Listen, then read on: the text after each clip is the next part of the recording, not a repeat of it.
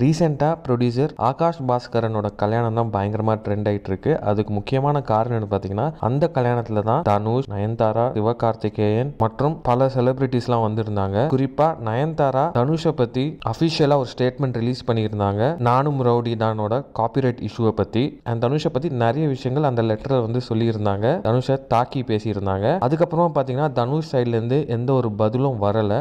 இந்த இஷ்யூக்கு அப்புறமா, அதாவது இந்த இஷ்யூ நடந்து 2-3 நாளுக்கு அப்புறமாவே பார்த்தீங்கன்னா தனுஷ் அண்ட் நயன்தாரா இந்த கல்யாணத்துக்கு போய் அட்டென்ட் பண்ணியிருக்காங்க. அண்ட் அது மட்டும் இல்லாமல் தனுஷ் பக்கத்தில் தான் வந்து நயன்தாராவும் உட்காந்துட்டு இருந்தாங்க, ஒரு சோஃபா தள்ளி. அந்த ஒரு வீடியோ தான் சோஷியல் மீடியாவில் பயங்கரமாக நேற்று வந்து ட்ரெண்ட் ஆகிட்டு இருந்தது. அண்ட் அது மட்டும் இல்லாமல் சிவகார்த்திகேயன், அனிருத் இவங்களும் வந்து இந்த மேரேஜ் அட்டென்ட் பண்ணியிருக்காங்க. அவங்களோட ஃபோட்டோஸ் அண்ட் வீடியோஸும் பயங்கரமாக வைரல் ஆகிட்டு இருந்தது. அண்ட் இப்போ சிவகார்த்திகேயன் அண்ட் ஆர்த்தி சிவகார்த்திகேயன் தனுஷை மீட் பண்ணுற மாதிரி ஒரு இமேஜ் வந்து பயங்கரமாக வைரல் ஆகிட்டு இருக்கு. அண்ட் அது மட்டும் இல்லாமல் சிவகார்த்திகேயன் நயன்தாரா அண்ட் விக்னேஷ் சிவனை மீட் பண்ணி பேசியிருக்காரு.